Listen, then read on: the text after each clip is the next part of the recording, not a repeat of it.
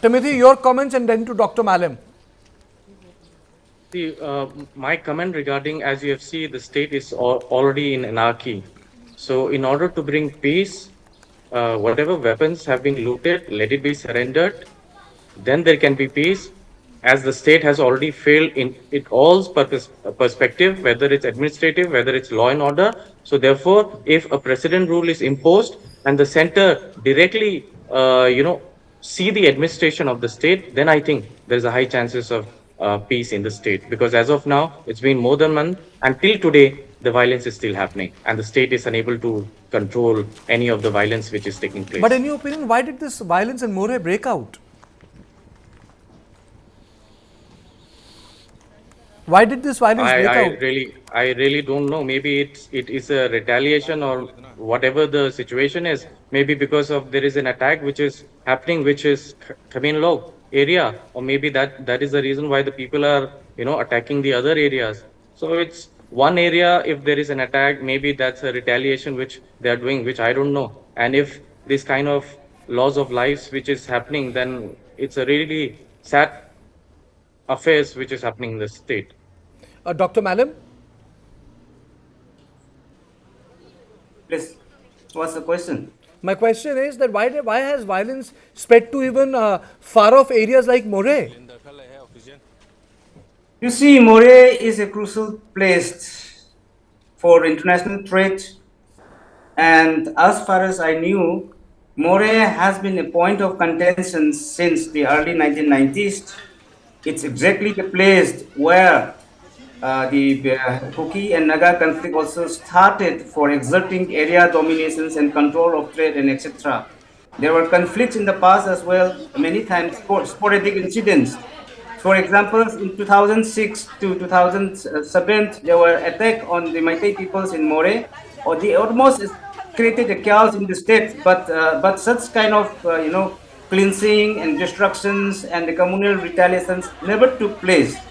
So it seems to me that that once it's a spillover of the ethnic conflict, which is clearly reflected in Moray, and there could also be other forces from other states who do not want Moray to become an imported transit route, but want to create problems here so that the route is shifted to their regions. I will not point out the exact state where I suspect, but there could be many other factors. That's what I'm trying to point out.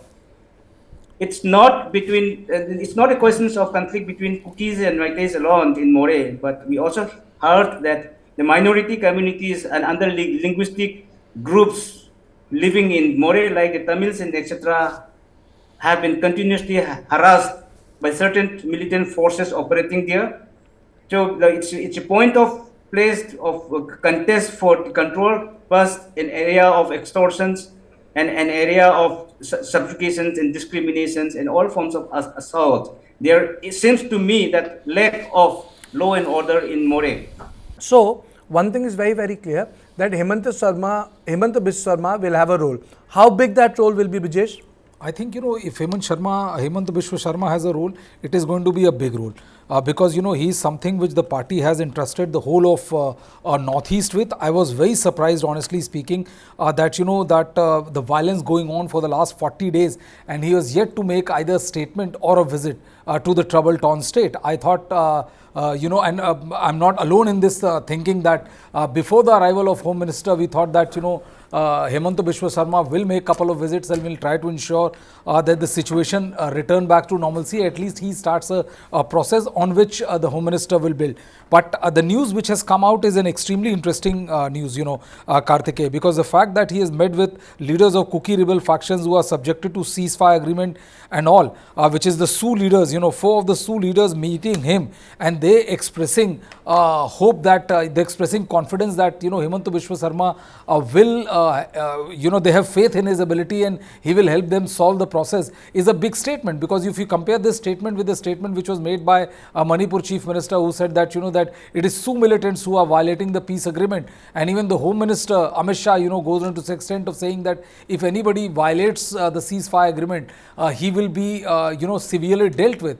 I think this particular statement which has come out from these, these KNO and UPF spokesperson, it definitely is a positive development. And as Arindam was saying, we have been talking about this of what he said, that that the key issue which is that the Kukis don't have any faith left in Manipur Chief Minister. There is something which have been discussing it for the last 1 month, and our thought process is also that how does, when one community has absolutely zero faith in the state administration, how the centre or its interlocutors in the form of Assam Chief Minister will help that faith be generated in the Chief Minister or state administration is something which is going to be extremely interesting to watch. What makes him so important to BJP? I really want to know, because ultimately he's the Chief Minister of Assam and all the states have come out of Assam. So it's this all the states resist that me lord attitude, कि एक बड़ा state छोटे state को dominate ना करे.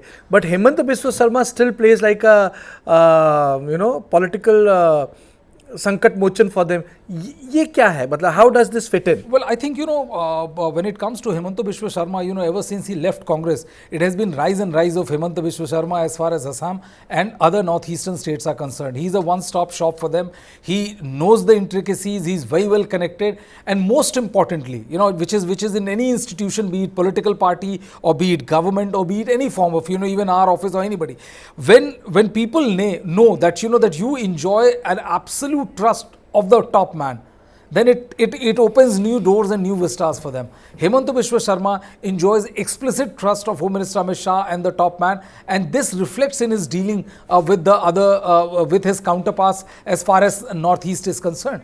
They know that he has eyes and ears of them, and he has delivered the state for them.